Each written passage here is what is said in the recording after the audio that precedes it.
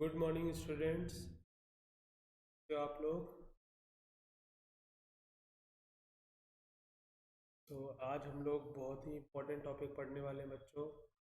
Graph of logarithmic function. ठीक है, previous lecture में हम लोगों ने पढ़ा था ग्राफ ऑफ एक्सपोनेंशियल फंक्शन, और आज हम लोग पढ़ने वाले हैं ग्राफ ऑफ लॉगरिथमिक। ठीक है, काफ़ी इंपॉर्टेंट है यार। Graph of logarithmic function.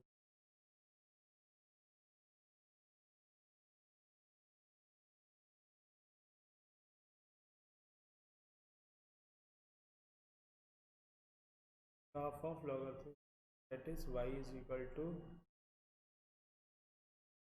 log base a x। ठीक है, क्लियर है।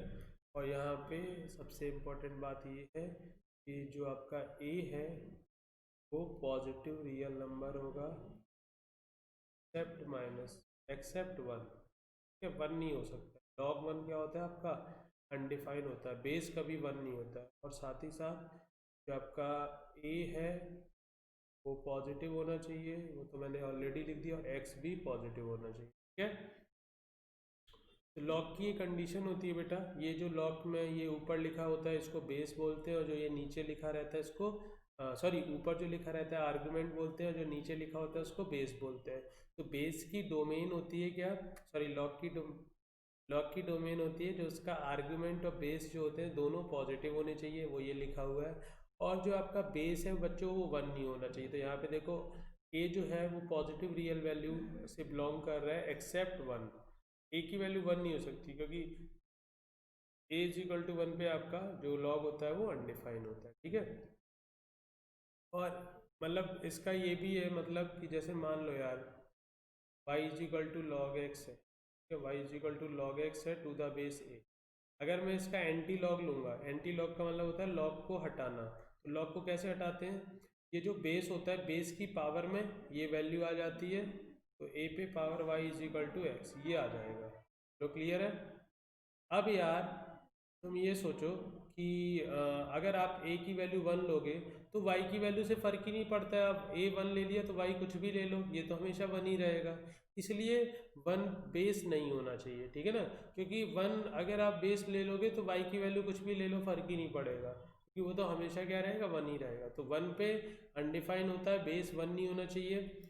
और आपका ए और एक्स दोनों पॉजिटिव होने चाहिए, क्योंकि ये लॉग की डोमेन होती है। ठीक है, ए और एक्स पॉजिटिव होना चाहिए, base and argument should be positive. Clear है। अब यहाँ पे भी दो कैटेगरी होती हैं, जैसे एक्सपोनेंशियल में दो कैटेगरी थी कि अगर ए की वैल्यू जीरो और वन के बीच में है तो कुछ और ग्राफ बन रहा था, और अगर ए की वैल्यू ग्रेटर देन वन है तो कुछ और ग्राफ बन रहा था। ठीक है, तो वो दोनों ही केसेस हम लोग यहाँ पे कंसीडर करने वाले हैं। तो सबसे पहला केस वन, केस वन है बेटा, जब ए की वैल्यू जो है वो जीरो और वन के बीच में है, इस तरीके से। ठीक है, तो देखो कैसे ग्राफ बनेगा। हम ग्राफ बना लेते हैं। या ग्राफ से पहले हम ये लिख लेते हैं कि अगर ए की वैल्यू जीरो से वन के बीच में तो किस टाइप के ग्राफ बनेंगे, है ना।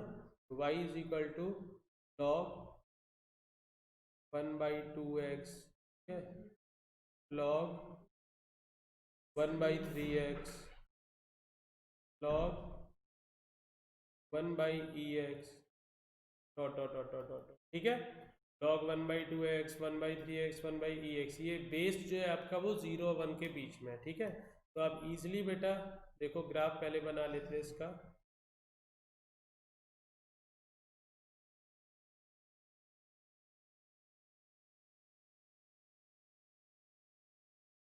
वैसे तो सबको पता होगा, ठीक है ना, सबको पता ही होगा ग्राफ्स के बारे में, लेकिन फिर भी देखो, ये आपका वाई एक्सेस है, ये आपका एक्स एक्स,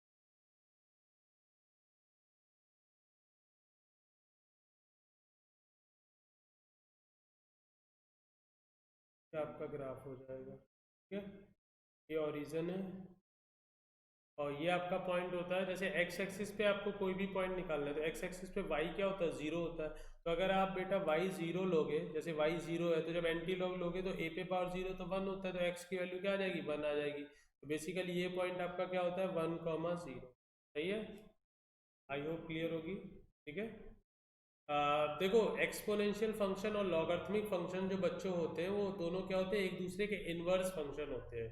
याद है ना कि एक्सपोनेंशियल फंक्शन का जब हम लोग ग्राफ बनाए थे, ऐसे बना था, ऐसे करके, ऐसे करके बना था। सही है, ये देखो, अब अगर इसी ग्राफ का मैं y is equal to x line के अबाउट रिफ्लेक्शन ले लूंगा तो ये ग्राफ बन जाएगा।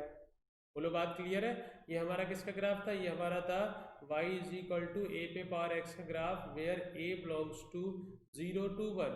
सही है, तो इसी ग्राफ का अगर y is equal to x line के अबाउट आप रिफ्लेक्शन लोगे तो ये ग्राफ बन जाएगा। तो आपका जो एक्सपोनेंशियल फंक्शन ए पे power x and log A x यानी लॉगरिथमिक फंक्शन, ये दोनों फंक्शन कैसे होते हैं बेटा, एक दूसरे के इनवर्स होते हैं। एक दूसरे क्या होते हैं, इनवर्स होते हैं। ये बात आपको क्लियर होनी चाहिए। ठीक है, चलिए मैं ऐसे ही बता रहा था आपको जस्ट फॉर नॉलेज। ओके, तो आपका एक्सपोनेंशियल और लॉगरिथमिक फंक्शन एक दूसरे के इनवर्स फंक्शन होते हैं। तो जो graph y is equal to ए पे पावर x का बनेगा, ठीक है ना, उस ग्राफ का अगर हम y is equal to x line के अबाउट रिफ्लेक्शन ले लेंगे तो हमारा किसका ग्राफ आ जाएगा बेटा, y log of log x to the base a का। ठीक है, तो ये हमारा किसके लिए है, बेस जब आपका जो बेस है वो 0 1 के बीच में है। तो दूसरा केस देखो, केस 2।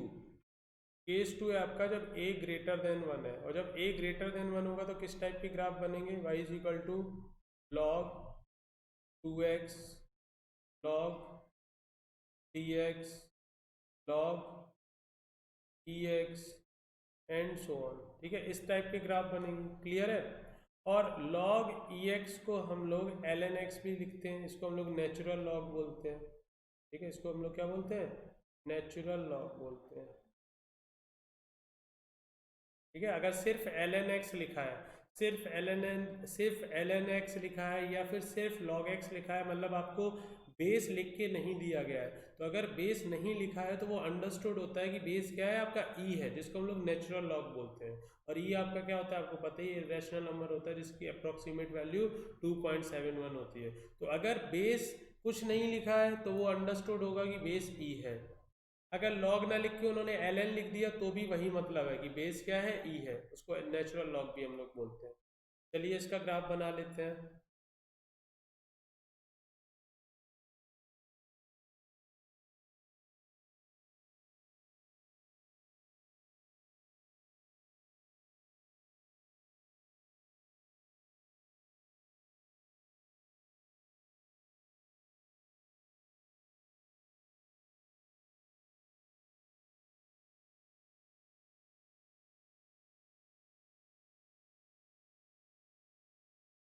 ये आपका इस तरीके से ग्राफ बन जाएगा, ये ओरिजिन है, ये पॉइंट वही रहेगा बेटा 1,0।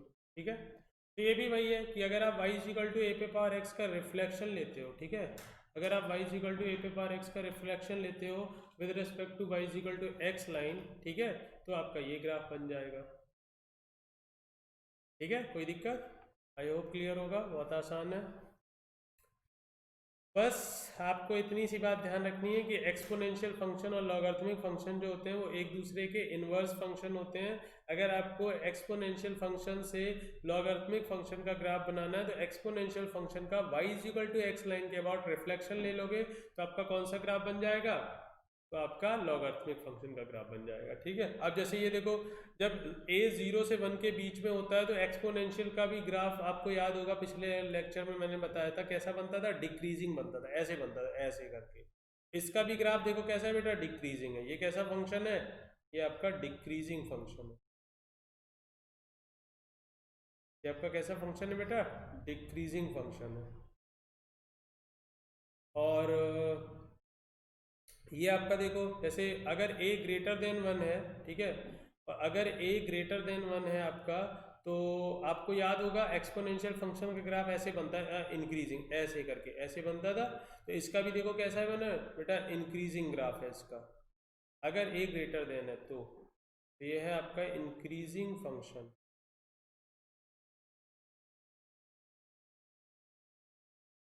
आई होप क्लियर होगा सभी को। ठीक है, अब अगर बेस 0 और 1 के बीच है तो सबका ग्राफ बेटा ऐसे ही बनेगा, सबका ग्राफ देखने में ऐसा होगा, ठीक है। अगर बेस ग्रेटर देन 1 है तो सबका ग्राफ ऐसा होगा, इन सबका ग्राफ ऐसे ही बनेगा, ठीक है। बेस अगर 1 से बड़ा है तो सबका ग्राफ ऐसे ही बनेगा देखने में।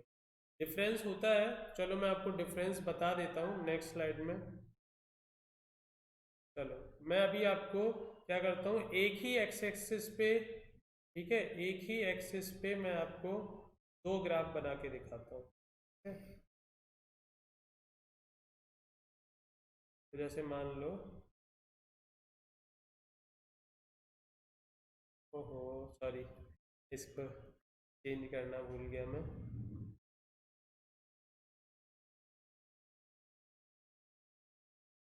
क्या हो गया, ठीक है, दूसरा कलर चेंज कर लेते हैं।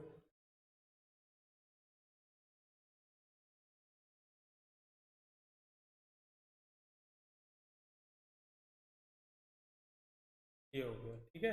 तो बेटा जिसका बेस बड़ा होता है, ये पॉइंट आपको पता ही है, ये पॉइंट क्या है, ये पॉइंट है आपका 1,0, ठीक है। ये एक्स एक्सिस है और ये वाई एक्सिस है और ये 0। तो जिसका बेस बड़ा होता है ना, उसका ग्राफ 1 के आगे आगे नीचे रहता है, यानी कि ये किसका ग्राफ होगा, ये ग्राफ होगा आपका log x to the base 3 का। और ये किसका ग्राफ होगा, ऊपर वाला, ये होगा log x to the base e का। e की वैल्यू 2.71 होती है। बोलो कोई दिक्कत, अगर इसमें कोई भी दिक्कत है तो बताओ, ठीक है। मैंने क्या बोला कि अगर आपको एक ही एक्सिस पे दोनों ग्राफ बनाने, वैसे तो देखने में सबके ग्राफ एक जैसे बनेंगे, लेकिन सपोज आपको एक ही एक्सिस पे डिफरेंस दिखाना हो कि log 3x और log ex के ग्राफ में क्या डिफरेंस आएगा, तो हमने क्या किया, दोनों को एक ही एक्स एक्सिस और वाई एक्सिस पे बनाया और दोनों ही ग्राफ आपके 1,0 से पास करेंगे। तो 1 के आगे आगे x इज इक्वल टू 1 के आगे आगे जिसका बेस बड़ा होगा उसका ग्राफ नीचे रहेगा और जिसका बेस छोटा होगा उसका ग्राफ ऊपर रहेगा। और अगर मैं 1 के पीछे पीछे की बात करूंगा, मतलब 0 से 1 के बीच की बात करूंगा इस इंटरवल में, तो जिसका बेस जो है बड़ा होगा उसका ग्राफ ऊपर रहेगा और जिसका बेस छोटा होगा उसका ग्राफ नीचे रहेगा। बात समझ में आ रही है, तो ये आप डिफरेंस देख सकते हो, ठीक है। अगर कोई भी दिक्कत है तो बोलो बेटा, किसी को भी अगर कोई भी दिक्कत है, ठीक है। अदरवाइज आपसे बोले जाएगी log x to the base 5 का ग्राफ बनाओ, तो ऐसे ही बनेगा बस, ठीक है, ऐसे ही बनेगा, देखने में सारे ग्राफ एक जैसे होंगे। अगर आपसे कोई पूछे दोनों में डिफरेंस बताओ, log x to the base 3 और log x to the base e, तो वो डिफरेंस हम लोग इस तरीके से दिखा सकते हैं कि 1 के आगे आगे जिसका बेस छोटा होगा उसका ग्राफ ऊपर होगा और जिसका बेस बड़ा होगा उसका ग्राफ नीचे होगा। क्लियर है। चलिए अब हम लोग बाकी चीज़ें लिख लेते हैं, डोमेन रेंज वगैरह लिख लेते हैं। तो डोमेन की बात कर लो, तो देखो यार ये जैसा कि डोमेन हमने स्टार्टिंग में ही लिखा था कि x पॉजिटिव होना चाहिए, मतलब 0 के आगे आगे x होना चाहिए। वो दिख रहा है ग्राफ से भी, तो x होगा 0 से इन्फिनिटी, डोमेन होगी 0 से इन्फिनिटी। रेंज की बात कर लो, तो रेंज आपको दिख रही है, ये नीचे भी पूरा -इन्फिनिटी तक ग्राफ जा रहा है और ऊपर भी पूरा +इन्फिनिटी तक जा रहा है। तो रेंज तो पूरी होगी बेटा, ऑल रियल रेंज हो गई, सही है। रेंज क्या हो गई, ऑल रियल हो गई। उसके बाद रूट्स की बात कर लेते हैं, क्या ग्राफ कहीं पे भी एक्स एक्सिस को कट कर रहा है, बिल्कुल कर रहा है एक पॉइंट पे, वो पॉइंट क्या है, x इज इक्वल टू 1, सही है। उसके बाद मैक्सिमम मिनिमम, अब क्योंकि रेंज तो भाई ऑल रियल है, -इन्फिनिटी से +इन्फिनिटी, तो मैक्सिमम मिनिमम क्या होगा बेटा, डज नॉट एग्जिस्ट होगा, maximum value and minimum value ये क्या होंगे, डज नॉट एग्जिस्ट हो जाएंगे, सही है। एसिम्पटोट्स की बात कर लेते हैं, एसिम्पटोट्स की बात कर लेते हैं। क्या ग्राफ किसी भी लाइन को इन्फिनिटी तक अप्रोच कर रहा है, तो बिल्कुल कर रहा है, ये देखो नीचे की तरफ आ रहा है, वाई एक्सिस को अप्रोच कर रहा है इन्फिनिटी तक, ठीक है।